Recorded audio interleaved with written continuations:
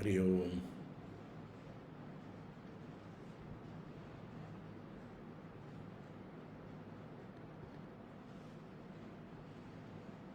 നാരായണ.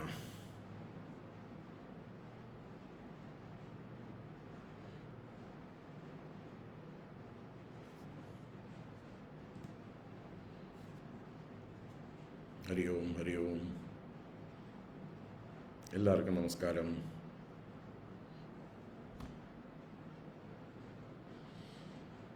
ഓം.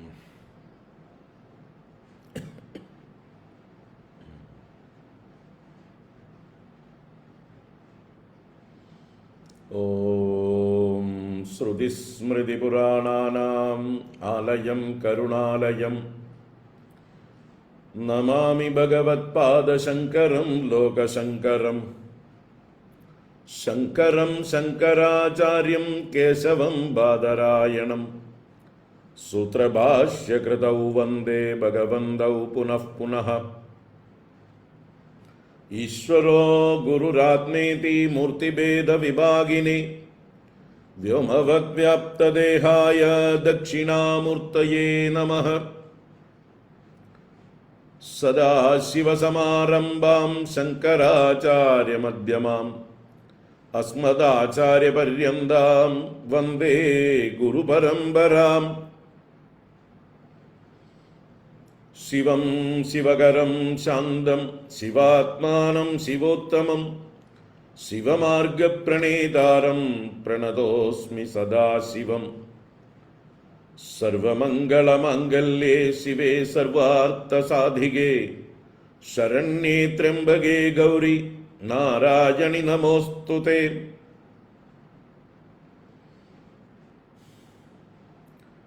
സച്ചിദാനന്ദരൂപായ വിശ്വോത്പത്യാദിഹേതവേ താപത്രയ വിനാശായ ശ്രീകൃഷ്ണായ വയം നുമഃ.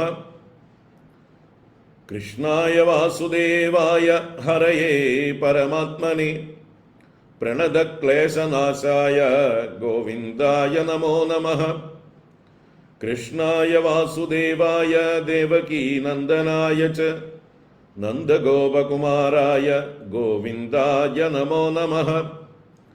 നമഃ പങ്കജനാഭായ നമഃ പങ്കജമാലിനി നമഃ പങ്കജനേത്രായ നമസ്തേ പങ്കജാംഗ്രയേ. പീതാംബരം കരവിരാജിത ശംഖചക്രകൗമോദഗീ സരസിജം കരുണാസമുദ്രം രാധാസഹായമതിസുന്ദരമന്ദഹാസം വാതാലയേശമനിശം ഹൃദി ഭാവയാമി.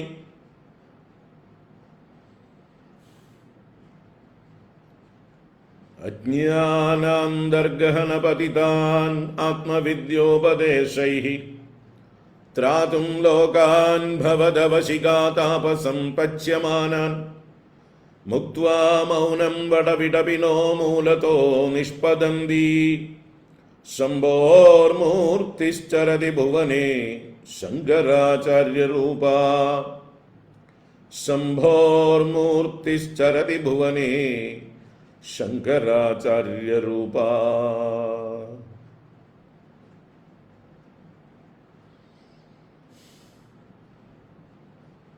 ഓം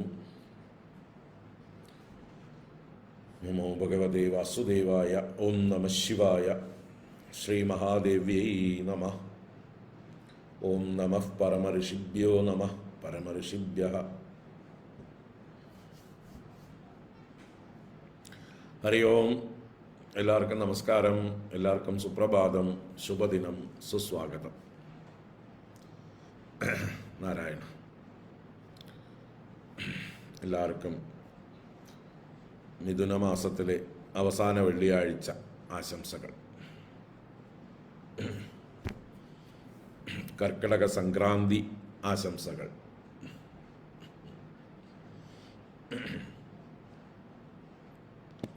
നാരായണ. ശങ്കരസ്തോത്ര തരംഗിണി പരമ്പര 471 ദിവസത്തേക്ക് ഏവർക്കും സുസ്വാഗതം. മണികർണികാഷ്ടകം 2 ദിവസത്തേക്ക് സ്വാഗതം. ആദിശങ്കര ഭഗവത് പാദകൃതമായ കാശിയിലെ മണികർണിക എന്ന പുണ്യ ഘാട്ടിനെ കുറിച്ചുള്ള സ്തുതിയാണ് മണികർണികാഷ്ടകം. ഈ ഭൂമിയിലേക്ക് വെച്ച് ഏറ്റവും പവിത്രമായ സ്ഥലം, ദ ഹോട്ടസ്റ്റ് സ്പോട്ട് എന്ന് പറയാം. ആ മണികർണിക ആചാര്യ ഭഗവത്പാദർക്ക് പ്രിയപ്പെട്ട ഭൂമികയായിരുന്നു. അദ്ദേഹം അവിടെ വളരെ കാലം താമസിച്ചുകൊണ്ട് തൻ്റെ രചനകൾ പലതും, പ്രധാനപ്പെട്ട രചനകൾ പലതും നിർവഹിച്ചത് മണികർണിക വാസകാലത്താണ്. ആ മണികർണികയെ സ്തുതിച്ചുകൊണ്ട് ആചാര്യ ഭഗവത്പാദർ രചിച്ച 8 ശ്ലോകങ്ങളാണ് മണികർണിക.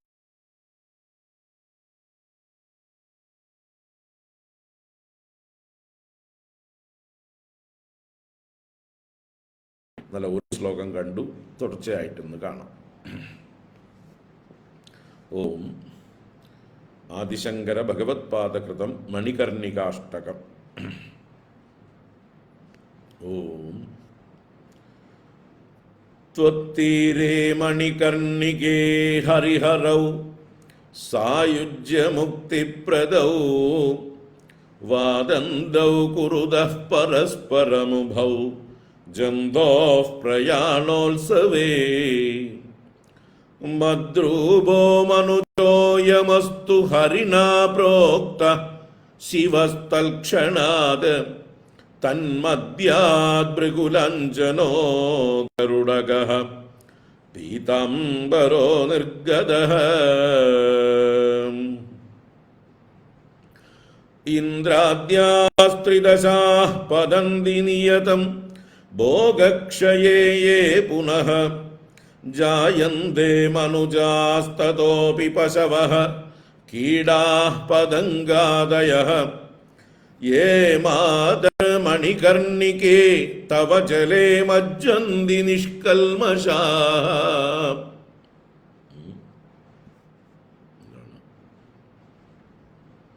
പ്രശ്നമാണോ?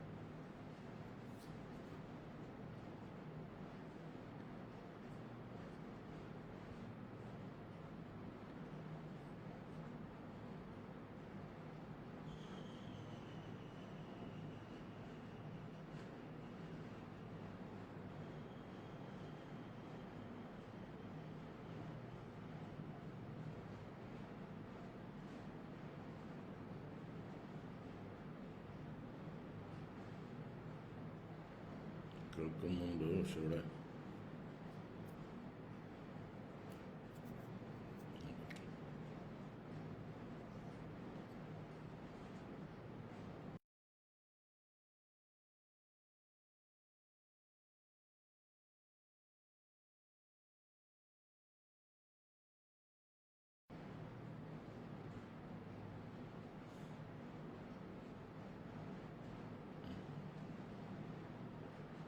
ഓക്കെ. ഓം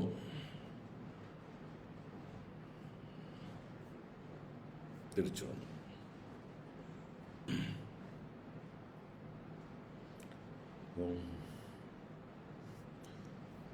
ഇന്ദ്രാദ്യാസ്ത്രിദശാഃ പതന്തി നിയതം ഭോഗക്ഷയേ യേ പുനഃ ജായന്തേ മനുജാസ്തതോപി പശവഃ കീടാഃ പതംഗാദയഃ യേ മാതർമണികർണികേ തവ ജലേ മജ്ജന്തി നിഷ്കൽമഷാഃ സായുജ്യേപി കിരീടകൗസ്തുഭധരാ നാരായണാസ്യുർനരാः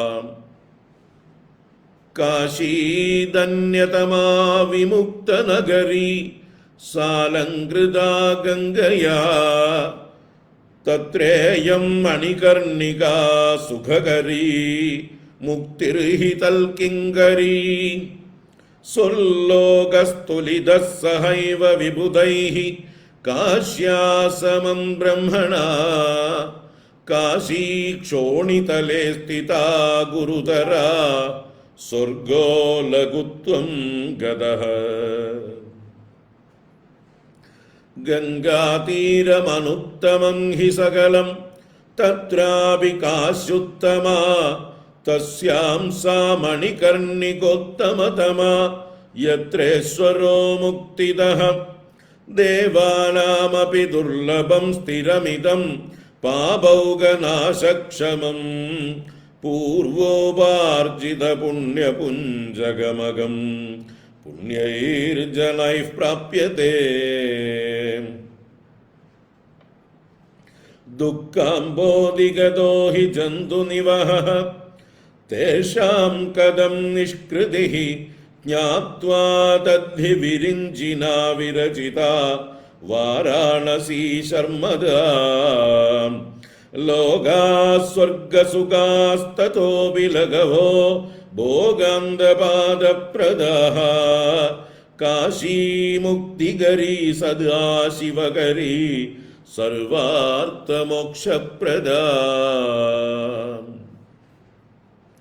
ഏകോ വേണുധരോ ധരാധരധരഃ ശ്രീവത്സഭൂഷാധരഃ യോപ്യേക കില ശങ്കരോ വിഷധരോ ഗംഗാധരോ അമാധവഃ യേ മാധരമണികർണികേ തവ ജലേ മജ്ജന്തി തേ മാനവാഃ രുദ്രാവാഹരയോ ഭവന്തി ബഹവഃ തേഷാം ബഹുത്വം കഥം ത്വത്തീരേ മരണം തു മംഗളകരം ദേവൈരപി ശ്ലാഘ്യതേ ശക്രസ്തം മനുജം സഹസ്രനയനൈഃ ദ്രഷ്ടും സദാ തൽപരഃ ആയാന്തം സവിതാ സഹസ്രകിരണൈഃ പ്രത്യുൽഗതോ ഭൂത് സദാ പുണ്യോസൗ വൃഷഗോദവാ ഗരുഡഗഃ കിം മന്ദിരം യാസ്യസി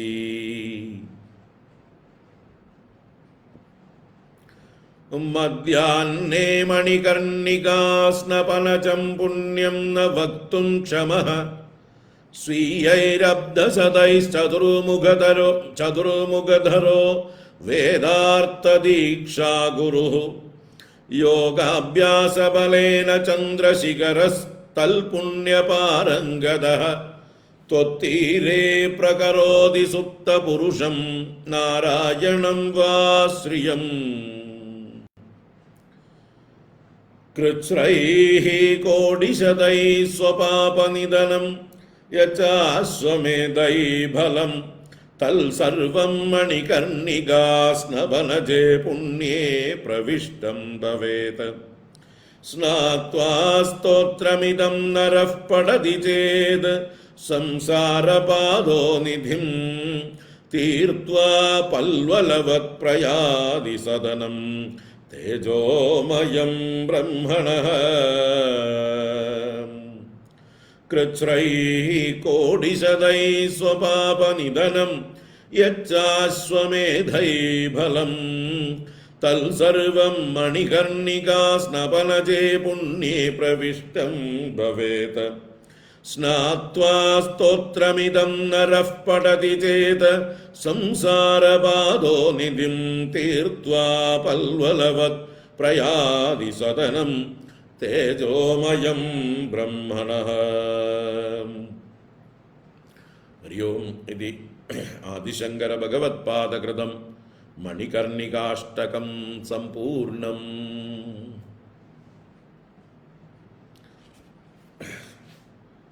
ഓം നമഃ ശിവായ. ഓം നമോ ഭഗവതേ വാസുദേവായ. ശ്രീ മഹാദേവ്യൈ നമഃ.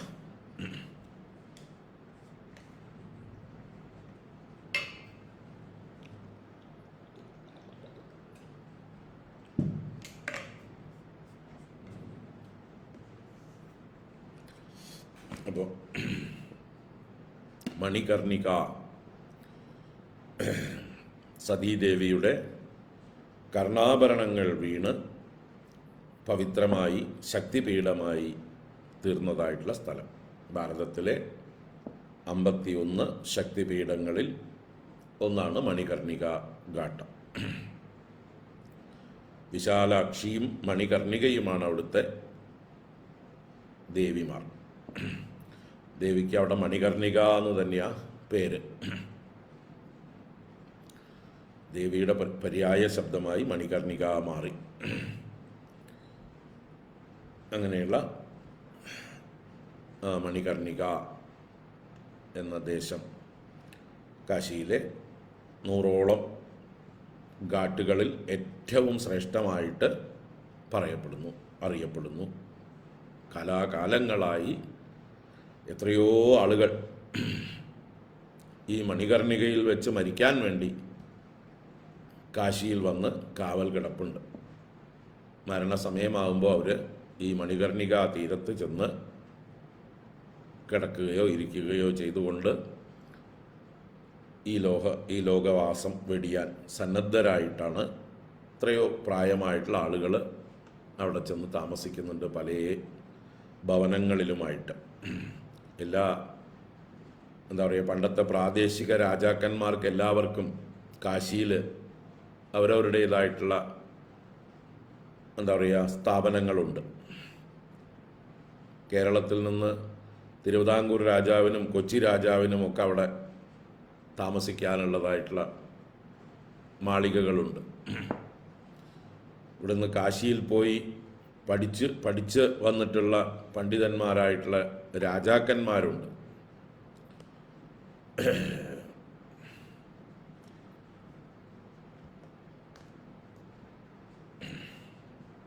കൊച്ചി രാജ്യത്തു നിന്നും തിരുവിതാംകൂർ രാജ്യത്തു നിന്നും അതുപോലെ മറ്റ് രാജ്യങ്ങളിൽ നിന്നൊക്കെ കാശിയിൽ പഠിക്കാൻ വേണ്ടി പോയി വർഷങ്ങൾ താമസിച്ച് അവിടുന്ന് ശാസ്ത്രങ്ങളൊക്കെ പഠിച്ച് പണ്ഡിതന്മാരായിട്ട് തിരിച്ചു വന്ന രാജകുടുംബാംഗങ്ങൾ എത്രയോ പേരുണ്ട്. അങ്ങനെയുള്ള ആളുകൾക്ക് വേറെ പേരുണ്ടെങ്കിലും ഇവിടെ തൃപ്പൂണിത്തുറയിലൊക്കെ രാജകുടുംബത്തിൽ കാശിയപ്പൻ തമ്പുരാൻ, കാശി തമ്പുരാൻ എന്നൊക്കെ പേരുള്ളതായിട്ടുള്ള കേരളവർമ്മ എന്നൊക്കെയാണ് പേരുകൾ. പക്ഷെ അറിയപ്പെടുന്നത് കാശിയപ്പൻ തമ്പുരാൻ എന്നൊക്കെ പേരിൽ അറിയപ്പെടുന്ന ആളുകളുണ്ട്.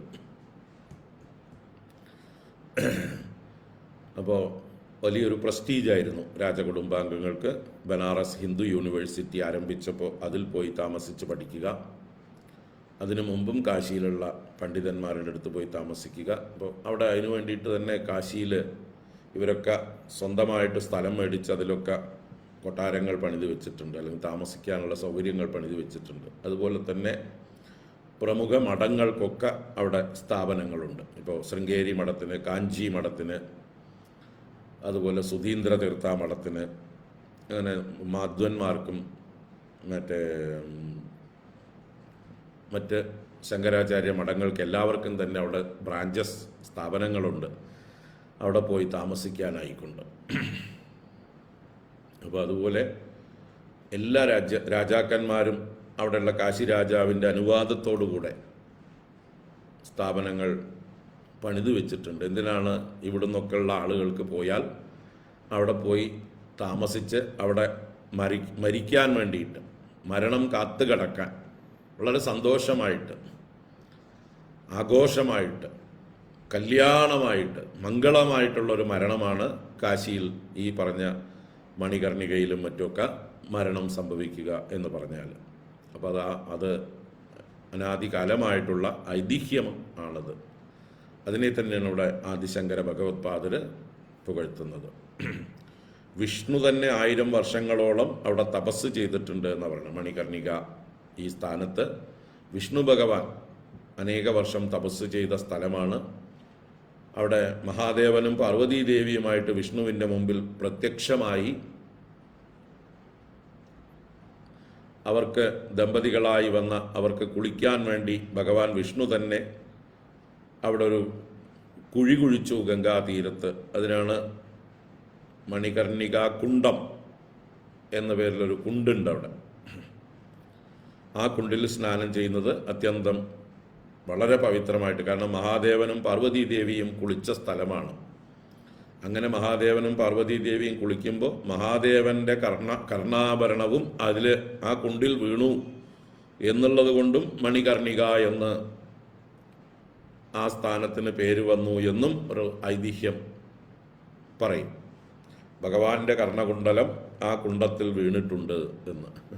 അപ്പം അങ്ങനെ സതീദേവിയുടെയും ഭഗവാന്റെയും രണ്ടുപേരുടെയും കർണകുണ്ടലങ്ങളെ കൊണ്ട് ശോഭിക്കുന്ന സ്ഥാനമാണ് മണികർണിക.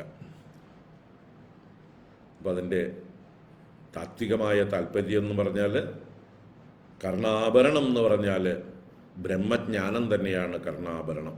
അതിൽ പരം ആഭരണമായിട്ട് കർണത്തിന് വേറൊന്നും ലഭിക്കാനില്ല. ആ ബ്രഹ്മജ്ഞാനം പ്രകാശിക്കുന്ന സ്ഥാനമാണ് ഈ മണികർണിക എന്ന് പറയുന്നതായിട്ടുള്ള ഈ സ്ഥാനം. അപ്പോൾ ആ മണികർണികയെ സ്തുതിച്ചുകൊണ്ടാണ് ഇവിടെ സ്തോത്രങ്ങൾ രചിച്ചിരിക്കുന്നത്. ആചാര്യ ഭഗവത്പാദർ തൻ്റെ വളരെ കാലം നീണ്ട താമസത്തിൽ, വളരെ കാലം എന്ന് പറഞ്ഞാൽ നമ്മളെപ്പോലെ ആയുസ്സുണ്ടായിരുന്നില്ല, അദ്ദേഹം 11-ാം വയസ്സിലാണ് കാശിയിലേക്ക് എത്തുന്നത്. അവിടെ ഏതാനും മാസങ്ങളോ വർഷങ്ങളോ താമസിച്ചിട്ടുണ്ടാവും. 16 വയസ്സിൻ്റെ ഉള്ളിൽ അദ്ദേഹം തൻ്റെ രചനകളെല്ലാം പൂർത്തിയാക്കി. അത് കഴിഞ്ഞ് പിന്നെ 16 വർഷം വ്യാസൻ ആയുസ് നീട്ടിക്കൊടുത്തതിന് ശേഷം അദ്ദേഹം ഭാരതം മുഴുവൻ ദിഗ്വിജയം നടത്തി ഈ അദ്വൈത സിദ്ധാന്തത്തെ എന്താ പറയുക അരക്കിട്ടുറപ്പിക്കാൻ മറ്റ് ദർശന പണ്ഡിതന്മാരായിട്ടുള്ള ആളുകളെ വാദത്തിൽ തോൽപ്പിച്ച് എല്ലാവരെയും ഈ അദ്വൈത സിദ്ധാന്തത്തിൻ്റെ ആ മഹിമ മനസ്സിലാക്കി കൊടുത്ത്, ഈ അദ്വൈത സിദ്ധാന്തമാണ് സനാതനധർമ്മത്തിൻ്റെ ഏറ്റവും അടിസ്ഥാന ശില എന്ന് ഉറപ്പിച്ചതിന് ശേഷം സർവജ്ഞൻ എന്ന പദവി കയറി, സർവജ്ഞ പീഠം കയറിയ ആചാര്യ ഭഗവത്പാദർ. അപ്പോൾ അദ്ദേഹത്തിൻ്റെ 3-4 വർഷങ്ങളോളം വേണമെങ്കിൽ കാശിയിൽ താമസിച്ചിട്ടുണ്ടാവാം. 11 വയസ്സ് മുതൽ 16 വയസ്സ് വരെയുള്ള കാലത്ത്. പിന്നെയും അദ്ദേഹത്തിൻ്റെ ദിഗ്വിജയ കാലത്തും അദ്ദേഹം കാശിയിലൂടെ സഞ്ചരിച്ചിട്ടുണ്ട്.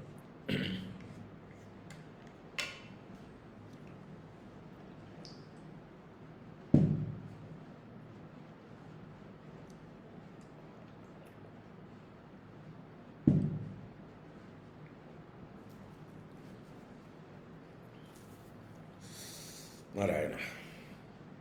അപ്പോൾ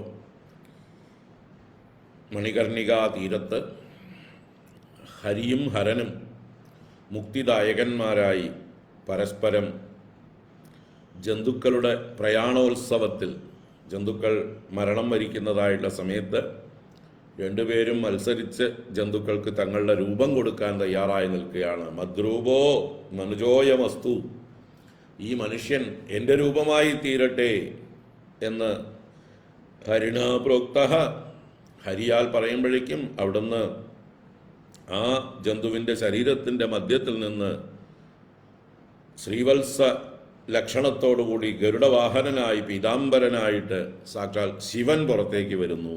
എന്ന് പറഞ്ഞാൽ ശിവനും വിഷ്ണുവും ഒന്നു തന്നെയാണ് എന്നുള്ളതായിട്ടുള്ള തത്വത്തെ പ്രകാശിപ്പിച്ചുകൊണ്ട് ആ ജന്തു ശിവസായുജ്യം പ്രാപിക്കുന്നു, അല്ലെങ്കിൽ വിഷ്ണു സായുജ്യം പ്രാപിക്കുന്നു, വൈകുണ്ഠം പ്രാപിക്കുന്നു എന്നൊക്കെ താല്പര്യം. 2-ാമത്തെ ശ്ലോകത്തിലേക്ക് പോകാം. ഇന്ദ്രാദ്യാഹ ത്രിദശാ പതന്തി നിയതം ഭോഗക്ഷയേ പുനഃ ജായന്തേ മനുജാസ്തതോപി പശവഃ കീടാക് പതംഗാദയഃ യേ മാതർമണികർണികേ തവ ജലേ മജ്ജന്തി നിഷ്കൽമഷാഃ സായുജ്യേ വികിരീടകൗസ്തുഭധരാ നാരായണാസ്യുർനരഃ നരാഃ ഇന്ദ്രാദ്യാസ്ത്രിദശാഃ പതന്തി നിയതം ഭോഗക്ഷയേ പുനഃ ജായന്തേ മനുജാസ്തതോപി പശവഃ കീടാഃ പതംഗാദയഃ യേ മാതർമണികർണികേ തവ ജലേ മജ്ജന്തി നിഷ്കൽമഷാഃ സായുജ്യേ വികിരീടകൗസ്തുഭധരാഃ നാരായണാസ്യുർനരാഃ.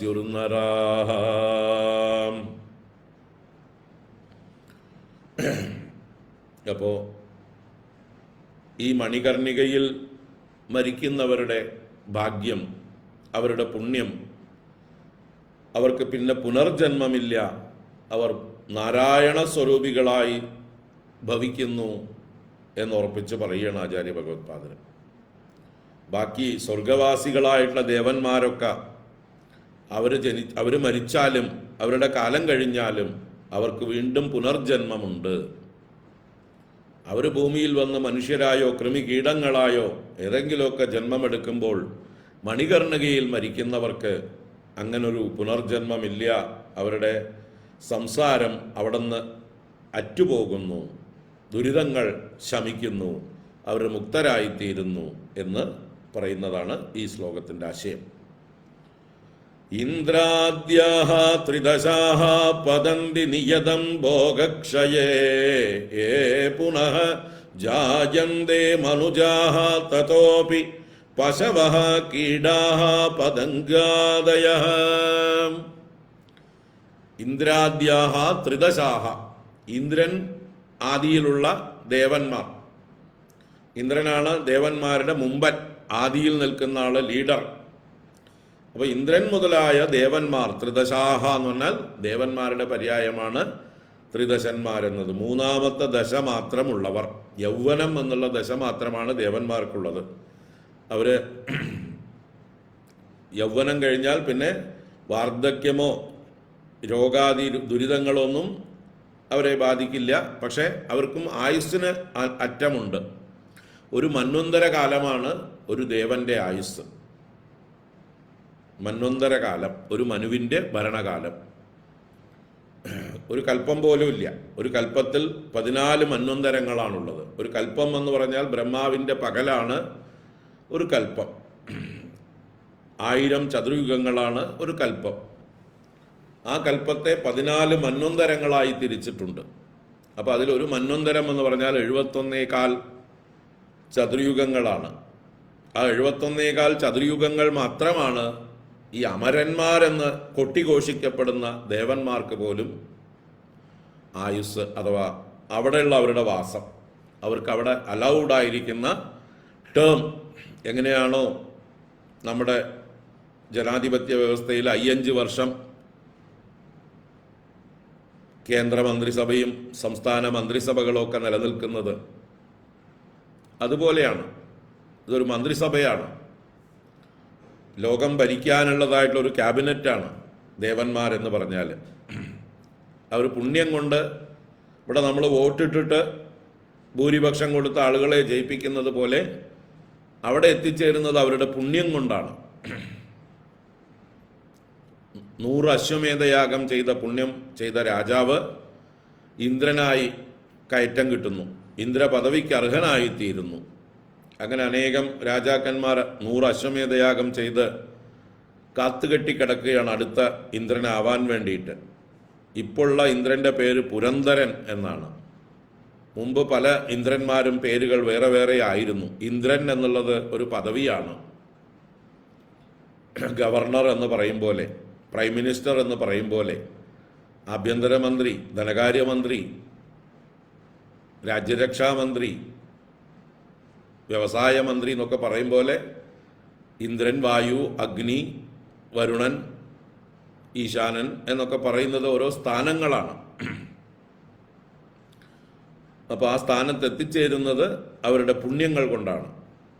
അത് കഴിഞ്ഞ് ഒരു മന്വന്തര കാലം ഭരണം കഴിഞ്ഞാൽ അടുത്ത ആൾ വെയിറ്റിങ്ങിലാണ്. അവർക്ക് സ്ഥലം ഒഴിഞ്ഞു കൊടുക്കണം. നമ്മുടെ ഇപ്പോഴുള്ള പുരന്ദരൻ ഈ മന്വന്തരം, ഈ വൈവസ്വത മന്വന്തരം കഴിയുമ്പോൾ അയാൾ മാറണം.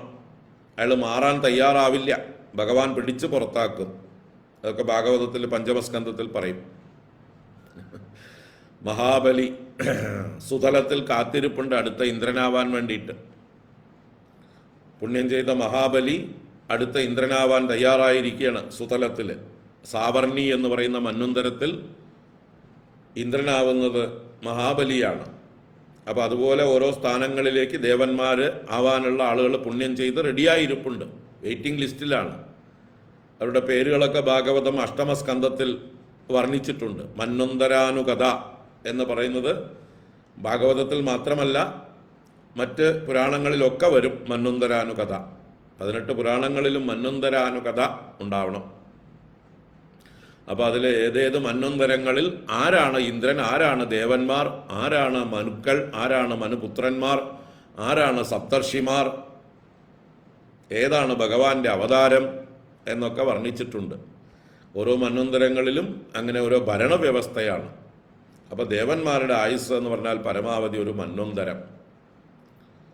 അത് കഴിഞ്ഞ് അവരും റിട്ടയർ ചെയ്യുന്നു. അവിടുന്ന് അവർ കഴുത്തിന് പിടിച്ച് പുറത്താക്കും. ക്ഷീണേ പുണ്യേ മർത്യലോകം വിശന്തി. ഭഗവത്ഗീതയിൽ ഭഗവാൻ ഉറപ്പിച്ച് പറയുന്നുണ്ട്, നിങ്ങളിവിടെ ഭൂമിയിൽ പുണ്യകർമ്മങ്ങൾ, യാഗങ്ങൾ, യജ്ഞങ്ങൾ, അശ്വമേധാദികളൊക്കെ ചെയ്ത് സ്വർഗത്തിൽ പോകുന്നു. ഏവം ത്രയീധർമ്മമനുപ്രപന്നാഃ ഗദാഗദം കാമകാമാ ലഭന്തേ. കാമകാമാഹ, വിഷയസുഖങ്ങൾ ആഗ്രഹിക്കുന്നവർക്ക് ഇങ്ങനെ ഷട്ടിലടിച്ചുകൊണ്ടിരിക്കാം. ഗതാഗതം ലഭന്തേ, ഭൂമിയിൽ വരിക, സമ്പാദിക്കുക, സ്വർഗത്തിൽ പോവുക, സുഖിക്കുക, വീണ്ടും ഭൂമിയിൽ വരിക, സമ്പാദിക്കുക. എന്ത് സമ്പാദിക്കണം? പുണ്യം സമ്പാദിക്കണം. ഭൂമിയിൽ പുണ്യം സമ്പാദിച്ചാൽ സ്വർഗത്തിൽ പോയി സുഖിക്കാം. അപ്പോൾ ഒരു എന്താ പറയുക, നമ്മുടെ ലക്ഷറി വിസിറ്റ് ചെയ്യുന്ന സ്ഥലമാണ്. നമ്മൾ പിക്നിക്കുകൾ പോയില്ലേ ഓരോ സ്ഥലങ്ങളിലേക്ക്, സിംല, ഡാർജിലിംഗ്, അല്ലെങ്കിൽ ഊട്ടി, കൊടൈക്കനാൽ, അല്ലെങ്കിൽ സ്വിറ്റ്സർലാൻഡ്, ഹോളിവുഡ് എന്നൊക്കെ പറഞ്ഞ് ഓരോ ദേശങ്ങളിൽ പോയി നമുക്ക് കാഴ്ചകൾ കണ്ടിട്ട് വരാം. സിംഗപ്പൂർ, മലേഷ്യ ഒക്കെ ഓരോരുത്തരുടെയും കയ്യിലിരിപ്പ് പോലെ പോയിട്ട് വരാം അല്ലേ? എല്ലാവർക്കും എല്ലായിടത്തും പോകാൻ പറ്റുമോ? ഇല്ല. കാശുള്ളവർക്ക്, സൗകര്യങ്ങളുള്ളവർക്ക് അല്ലേ, അങ്ങനെ പോകാനുള്ള ധൈര്യവും കാര്യങ്ങളും അതിന് വേണ്ടതൊക്കെ ചെയ്യാനും അറിയുന്ന ആളുകൾക്ക് പോയിട്ട് വരാം. അല്ലാത്തവർ ഇവിടെ തന്നെ ലോക്കല് അല്ലേ, ഊട്ടിയോ കൊടൈക്കനാലോ അല്ലെങ്കിൽ മലമ്പുഴയോ തൃശ്ശൂർ മറ്റേ എന്താ പറയുക കാഴ്ച ബംഗ്ലാവോ കണ്ടിട്ട് ഒതുങ്ങിയിരിക്കാം. ഓരോരുത്തരുടെ കപ്പാസിറ്റിക്ക് അനുസരിച്ച്. അതുപോലെയാണ് ഇവിടെ ഭൂമിയിലെ രാജാക്കന്മാരും മറ്റുമൊക്കെ ബ്രാഹ്മണരും ഒക്കെ പുണ്യം ചെയ്ത് സ്വർഗത്തെ പ്രാപിക്കുന്നത്. ഒരു ടെമ്പററി പ്ലേസ് മാത്രമാണ് സ്വർഗം, പെർമനൻ്റ് ആയിട്ടുള്ള ഒരു വാസസ്ഥാനമല്ല. നമ്മുടെ ഹൈന്ദവ ധർമ്മത്തിൽ, സനാതനധർമ്മത്തിൽ സ്വർഗത്തിന് അത്രയേ സ്ഥാനമുള്ളൂ. മറ്റ് മതസ്ഥർക്കാണ്, സെമിറ്റിക് മതസ്ഥർക്കാണ് സ്വർഗം പെർമനൻ്റ് എന്ന് പറയുന്നത്. ഒരു ലോജിക്കും ഇല്ലാത്ത സിദ്ധാന്തങ്ങളാണ് അവരുടെ. എങ്ങനെയാണ് ഭൂമിയിൽ ചെയ്യുന്ന അല്പകർമ്മങ്ങളെ കൊണ്ട് ഇങ്ങനെ പെർമനൻ്റ് ആയിട്ടുള്ള ഒരു സ്ഥാനം ലഭിക്കുക എന്നൊന്നും അവർക്ക് പറയാൻ പറ്റില്ല. അതിങ്ങനെയൊക്കെ ഞങ്ങളുടെ പുസ്തകങ്ങളിൽ എഴുതി വെച്ചിട്ടുണ്ട്. മിണ്ടാതെ, ചോദ്യം ചെയ്യാതെ വിശ്വസിച്ചോടുക. ഇതിൽ ലോജിക്കൊന്നുമില്ല, യുക്തിയൊന്നും ചോദിക്കരുത്.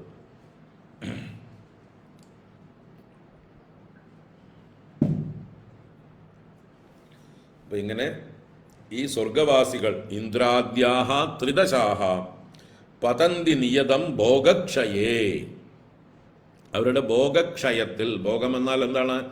പുണ്യങ്ങളുടെ അനുഭവം, ഭോഗം, എൻജോയ്മെന്റ്. അപ്പോൾ അവർ ചെയ്ത പുണ്യങ്ങളെ ഭോഗിച്ചു കഴിയുമ്പോൾ, ഭുജിച്ചു കഴിയുമ്പോൾ, എക്സോസ്റ്റഡ് ആവുമ്പോൾ, അവരുടെ പോക്കറ്റ് മണി കഴിയുമ്പോൾ, ഭോഗക്ഷയേ നിയതം പതന്തി, നിശ്ചയമായും അവർ പതിക്കും, ഉറപ്പായിട്ടും പതിക്കുന്ന പറയണത്. ക്ഷീണേ പുണ്യേ മർത്യലോകം വിശന്തി. അപ്പോൾ പിന്നീട് ഏ പുനഃ ജായന്തേ, അവർ തന്നെ പിന്നെയും ജായന്തേ, ജനിക്കുന്നു. എങ്ങനെ? മനുജാഹ, മനുജരായിട്ടോ മനുഷ്യരായിട്ടോ, അല്ലെങ്കിൽ തതോപി, അതിൽ നിന്ന് താഴേക്ക് പശവഹ. തതോപി എന്നുള്ളത് സ്വർഗാത്, അവിടെ നിന്ന് പിന്നെ അവർ പതിച്ച് മനുജാഹ ജായന്തേ, അല്ലെങ്കിൽ പശവഹ ജായന്തേ, കീടാഹ ജായന്തേ, പതങ്കാതയ ജായന്തേ. അവരുടെ ഇനി അടുത്ത പ്രാരബ്ധം ഏത് പുണ്യമാണെങ്കിൽ അതിനനുസരിച്ച് അവർ മനുഷ്യരായിട്ടോ, അല്ലെങ്കിൽ പശുക്കൾ എന്ന് പറഞ്ഞാൽ മൃഗങ്ങളായിട്ടോ, കീടങ്ങളായി, കൃമികീടങ്ങളായിട്ടോ, പതങ്കാതയ, പതംഗം എന്നാൽ പക്ഷി മുതലായത്, പക്ഷി അല്ലെങ്കിൽ ശലഭങ്ങൾ, ഈയാമ്പാറ്റകളൊക്കെ പതംഗങ്ങളാണ്. ചിറക് കൊണ്ട് ഗമിക്കുന്നവ, ചിറക് കൊണ്ട് ഗമിക്കാൻ കഴിയുന്നവയൊക്കെ പതംഗങ്ങളാണ്. അപ്പോൾ അങ്ങനെയുള്ള പക്ഷികളായിട്ടോ, മറ്റ് ശലഭങ്ങളായിട്ടോ, അതുപോലെ കീടങ്ങളായിട്ടോ, ജന്തുക്കളായിട്ടോ, മനുഷ്യരായിട്ടോ ഒക്കെ ഭൂമിയിൽ വന്ന് പിറക്കുന്നു വീണ്ടും. യേ പുനഃ ജായന്തേ മനുജാഹ തതോപി പശവഃ കീടാ പതംഗാദയ. അപ്പൊ അവർക്കുള്ളത് ഗതാഗതമാണ്. ഗതാഗതം കാമകാമാലബന്ധേ.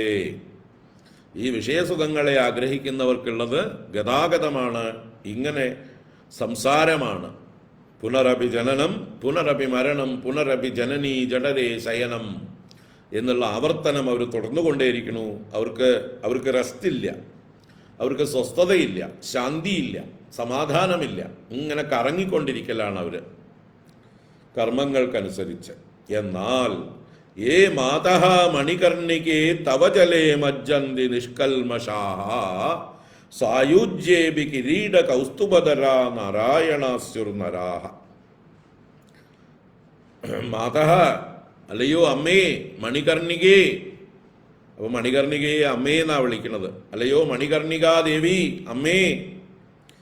ഏ നിഷ്കൽമഷാഃ ജനാഃ എന്നർത്ഥം. നിഷ്കൽമഷാഹ എന്ന് പറഞ്ഞാൽ പാപരഹിതന്മാരായിട്ടുള്ളവർ. കാരണം ആ മണികർണികയിൽ ചെന്ന് ചേരാൻ തന്നെ പാപം തീർന്നവർക്കേ ചെല്ലാൻ പറ്റുള്ളൂ. സുഹൃതികളായിട്ടുള്ളവർക്കേ അവിടെ എത്തിപ്പെടാൻ പറ്റുള്ളൂ.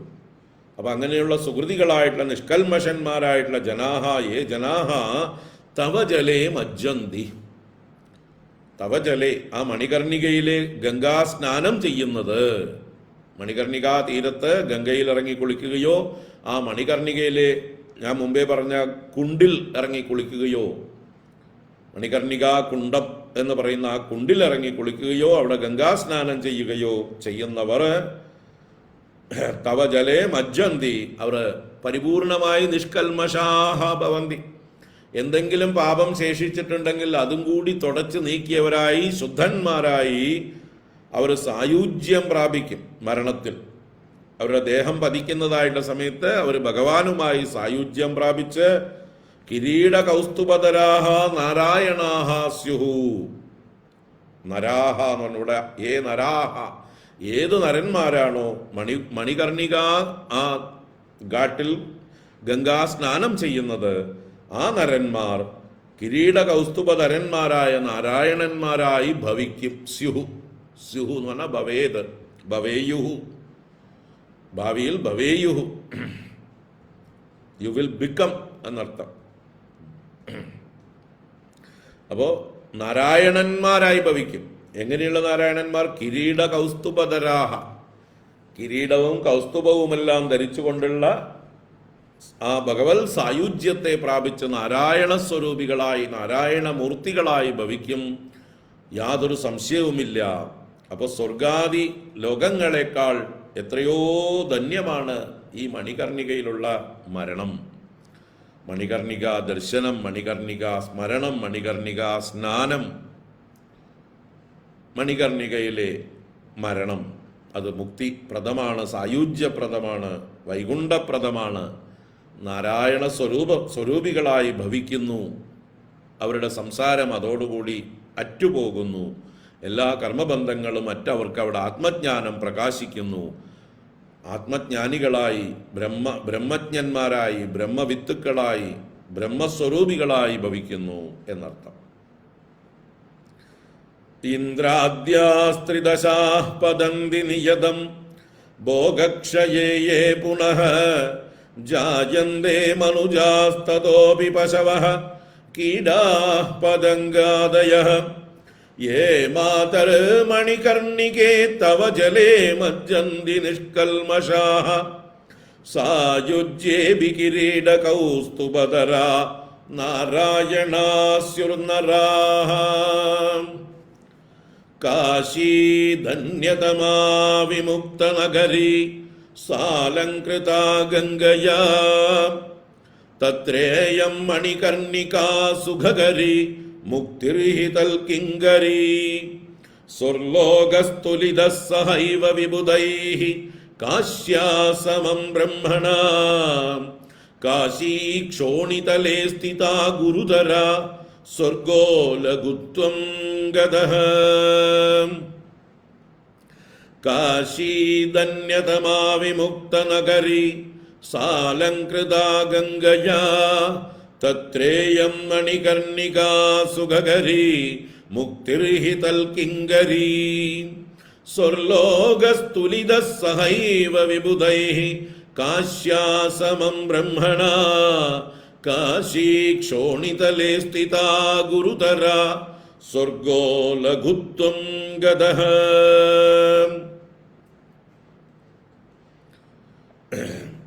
അപ്പോൾ ആ കാശിയുടെ മഹത്വമാണ് ഈ ശ്ലോകത്തിൽ എടുത്തു പറയുന്നത്. ആ കാശിക്ക് മഹത്വം കിട്ടുന്നത് അവിടെ ഈ മണികർണിക പോലെയുള്ളതായിട്ടുള്ള ദിവ്യദേശങ്ങൾ ഉള്ളത് കൊണ്ടും. അപ്പൊ കാശി ധന്യതമാ വിമുക്ത നഗരി സാ അലങ്കൃതാലങ്കയാ. ആ ഗംഗയാ അലങ്കൃത വിമുക്ത നഗരി സാ കാശി ധന്യതമാ. ഗംഗയാ അലങ്കൃത, ഗംഗയാൽ അലങ്കരിക്കപ്പെട്ട് ശോഭിക്കുന്നതായിട്ടുള്ള വിമുക്ത നഗരി, മോക്ഷനഗരിയായ മുക്തിനഗരിയായിട്ടുള്ള ആ കാശി, സാ കാശി ധന്യതമ, ലോകത്തിലേക്ക് വെച്ച് ഏറ്റവും ധന്യതമയായിട്ടുള്ള ദേശമാണ് കാശി. കാശിയോളം മഹത്വമേറിയതായിട്ടുള്ള ദേശം വേറെയില്ല. പ്രളയകാലത്ത് പോലും കാശിക്ക് നാശമില്ല എന്നാണ് ഭഗവാൻ മഹാവിഷ്ണു മഹാദേവനോട് വരം യാചിച്ചത്. അവിടെ തപസ് ചെയ്തു എന്ന് പറഞ്ഞില്ലേ, ഭഗവാൻ പ്രത്യക്ഷമായപ്പോൾ എന്താണ് വേണ്ടത് എന്ന് ചോദിച്ചതായിട്ട് സമയത്ത് ഈ കാശി അത് പ്രളയകാലത്ത് പോലും ശേഷിക്കണം, ഇവിടെ മരിക്കുന്നവർക്കൊക്കെ സായുജ്യം കൊടുക്കണം, മോക്ഷം കൊടുക്കണം എന്നുള്ളതായിട്ടുള്ള വരമാണ് മഹാവിഷ്ണു മഹാദേവനോട് പ്രാർത്ഥിച്ചത് എന്ന് ആ കഥകളിൽ പറയും. അപ്പോൾ എല്ലാ കാലത്തും പ്രളയം സംഭവിച്ചാൽ പോലും ശേഷിക്കുന്ന സ്ഥലമാണ് കാശി എന്ന് ഐതിഹ്യം. അപ്പോൾ ഗംഗയാ അലങ്കൃത വിമുക്ത നഗരി സാ കാശി ധന്യതമാ തത്ര ഇയം മണികർണിക സുഗകരി ഈ മുക്തി തൽകിങ്കരി. തത്ര ആ കാശിയിൽ ഇയം മണികർണിക, ഈ മണികർണികയുണ്ടല്ലോ, സുഖകരി, ഏറ്റവും സുഖകരിയായിരിക്കുന്ന സ്ഥലമാണ് ഈ കാശിയിൽ വെച്ച്. കാശിയുടെ തിലകക്കുറിയാണ് മണികർണിക. എന്തുകൊണ്ടെന്നാൽ ഹി എന്നുള്ളത് എന്തുകൊണ്ടെന്നാൽ മുക്തി തൽ കിങ്കരി, മണികർണികയുടെ ദാസിയാണ്, കിങ്കരിയാണ് മുക്തി തന്നെ. മുക്തി ഒരു ദേവതാരൂപം പ്രാപിച്ചുകൊണ്ട് മണികർണികയെ സേവിക്കുന്നു. അപ്പോൾ മണികർണികയിൽ ആരൊക്കെ വന്നാലും അവർക്കൊക്കെ മുക്തി കൊടുക്കാൻ ബാധ്യസ്ഥയാണ് മണികർണികയുടെ സേവികയായ ദാസിയായ മുക്തി. അപ്പൊ മുക്തി മണികർണികയുടെ ദാസിയായി അവിടെ കാവൽ കിടക്കുന്നു. മണികർണിക ആജ്ഞാപിക്കുന്നു മുക്തിയോട്, ദാ എന്നിൽ വന്നു ചേരുന്ന എല്ലാവർക്കും മുക്തി കൊടുത്തോളണം എന്ന്. കാരണം ദാസി സ്വാമിനി പറയുന്നത്, യജമാനത്തി പറയുന്നത് അനുസരിക്കുകയല്ലാതെ വേറെ വഴിയില്ല. അപ്പോൾ യജമാനത്തി ആജ്ഞാപിക്കുന്നു, തൻ്റെ അടുത്ത് വന്ന് തൻ്റെ മടിയിൽ കിടന്ന് മരിക്കുന്നതായിട്ടുള്ള എല്ലാവർക്കും മുക്തി കൊടുക്കാൻ മുക്തി എന്ന ദാസിയോട് ആജ്ഞാപിക്കുന്നു. അതാണ് മുക്തി തൽ കിങ്കരി. മുക്തി മണികർണികയുടെ കിങ്കരിയാകുന്നു, ദാസിയാകുന്നു. ബ്രഹ്മണ വിബുധൈഹി സഹ സ്വർലോകഃ കാശ്യാം സമഃ തുലിതഃ. ബ്രഹ്മദേവൻ തുലിതഃ എന്ന് പറഞ്ഞാൽ തുലനം ചെയ്ത് നോക്കി, തുലാസിലിട്ട് തൂക്കി നോക്കി. ഏതൊക്കെ തമ്മില്? വിബുധൈഹി സഹ സ്വർലോകഃ, ദേവന്മാരോടുകൂടിയ സ്വർഗലോകത്തെ കാശ്യാ സമം തുലിതഃ, കാശിയുമായിട്ട് തുലനം ചെയ്ത് നോക്കി, ത്ലാസിൽ തൂക്കി നോക്കി. ബ്രഹ്മദേവൻ പണ്ടും അല്ലേ ഭാഗവതം ഉണ്ടായപ്പോൾ ഭാഗവതത്തെക്കുറിച്ച് തൂക്കി നോക്കുന്നുണ്ട്. മറ്റ് ശാസ്ത്രങ്ങളൊക്കെ ലഘുത്വം ഗതം, എല്ലാം മുകളിലേക്ക് പോയി. ഭാഗവതം മാത്രം ഗുരുതരമായി താഴെ തന്നെ ഇരുന്നു, അനങ്ങിയില്ല തട്ടില്. അതുപോലെ ഇവിടെ കാശിയെയും സ്വർഗത്തെയും തമ്മിൽ തൂക്കി നോക്കി.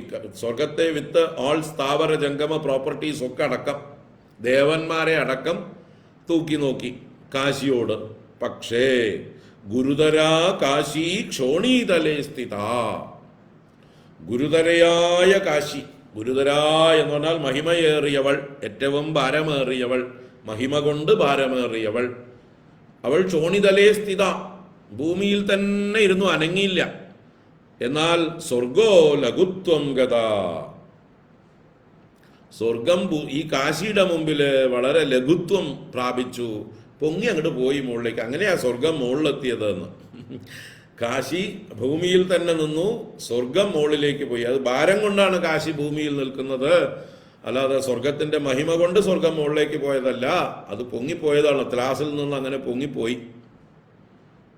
അങ്ങനെ സ്വർഗം ലഘുത്വം ഗതമായിട്ട് ഉപരിഭാഗത്തും, കാശി ഗൗരവം കൊണ്ട് അധോഭാഗത്ത് ഭൂമിയിലും ഭവിച്ചു.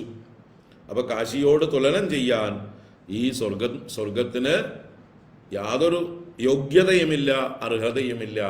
അതുകൊണ്ട് സ്വർഗത്തേക്കാൾ അഭികാമ്യമായിട്ടുള്ള ദേശമാണ് ഈ കാശിയിലെ ഈ മണികർണിക എന്ന ദേശം എന്ന് ഉറപ്പിച്ച് പറയാണ് എന്താ പറയുക ആചാര്യ ഭഗവത്പാദർ. ഇതൊക്കെ പുരാണങ്ങളിൽ വന്നിട്ടുള്ള കഥകളാണ്. അതിനെയാണ് ഇവിടെ ആചാര്യ ഭഗവത്പാദർ തൻ്റെ സ്തോത്രത്തിലൂടെ വർണ്ണിക്കുന്നത്. കാശീധന്യതമാ വിമുക്ത നഗരി സാലങ്കൃതാ ഗംഗയാ തത്രേയം മണികർണികാ സുഖകരീ മുക്തിർഹി തൽകിങ്കരീ സ്വർലോകസ്തുലിതഃ സഹൈവ വിബുധൈഃ കാശ്യാസമം ബ്രഹ്മണാ കാശീ ക്ഷോണിതലേ സ്ഥിതാ ഗുരുതരാ സ്വർഗോ ലഘുത്വം ഗതഃ.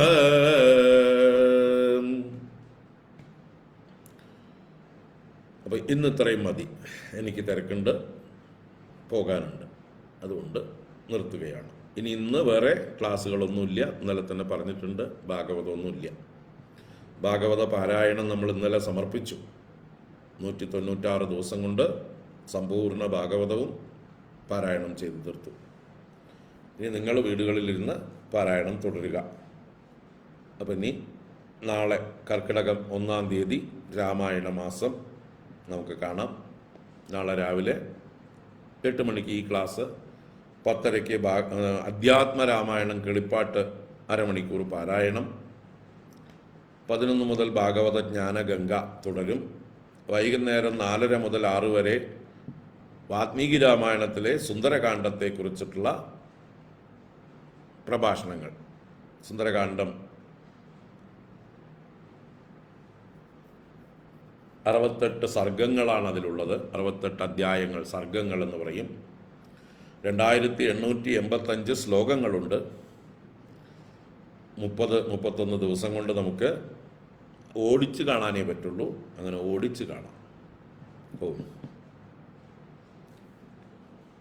അപ്പോൾ എല്ലാവർക്കും ശുഭദിനം ആശംസിച്ചുകൊണ്ട് നാളെ കാണാം. ഹരി ഓം.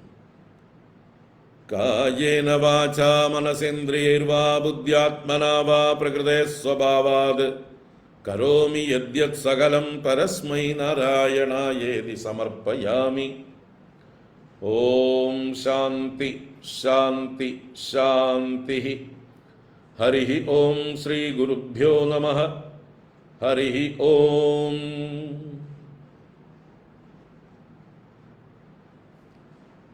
ഓം നമഃ പരമർഷിഭ്യോ നമഃ പരമർഷിഭ്യഃ. അപ്പം എല്ലാവർക്കും കർക്കിടക സംക്രാന്തി ആശംസകൾ. നാരായണ. ഹരി ഓം. ഹരി ഓം.